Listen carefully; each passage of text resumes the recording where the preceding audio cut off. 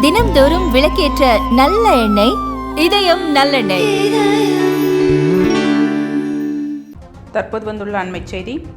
சேலத்தில் அதிமுக பொதுச் செயலாளர் எடப்பாடி பழனிசாமியுடன் பாஜக மாநில தலைவர் நயினார் நாகேந்திரன் சந்திப்பு. டெல்லியில் உள்துறை அமைச்சர் அமித்ஷாவை எடப்பாடி பழனிசாமி சந்தித்து திரும்பிய நிலையில் இந்த சந்திப்பு நடைபெறுகிறது. நயினார் நாகேந்திரன் மேற்கொள்ள உள்ள யாத்திரையின் துவக்க விழாவில் இபிஎஸ்க்கு அழைப்பு விடுத்ததாக தகவல். இந்த சந்திப்பில் பாஜக மேலிட பார்வையாளர் அரவிந்த் மேனன் மற்றும் மாநில துணைத் தலைவர் KP ராமலிங்கமும் உடனிருந்தனர். கூட்டணியை வலுப்படுத்துவது, தேர்தல் வியூகம் குறித்த ஆலோசனை என நடைபெறுவதாக தகவல். தற்போது வந்துள்ள அண்மைச் செய்தி.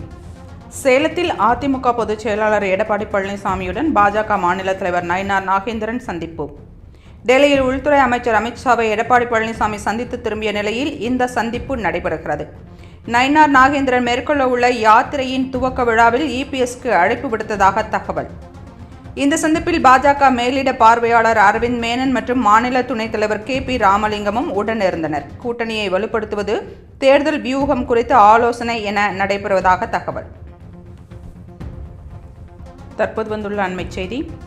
சேலத்தில் அதிமுக பொதுச் செயலாளர் எடப்பாடி பழனிசாமியுடன் பாஜக மாநில தலைவர் நயினார் நாகேந்திரன் சந்திப்பு.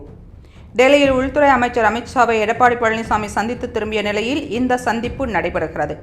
நயினார் நாகேந்திரன் மேற்கொள்ள உள்ள யாத்திரையின் துவக்க விழாவில் இபிஎஸ்க்கு அழைப்பு விடுத்ததாக தகவல்.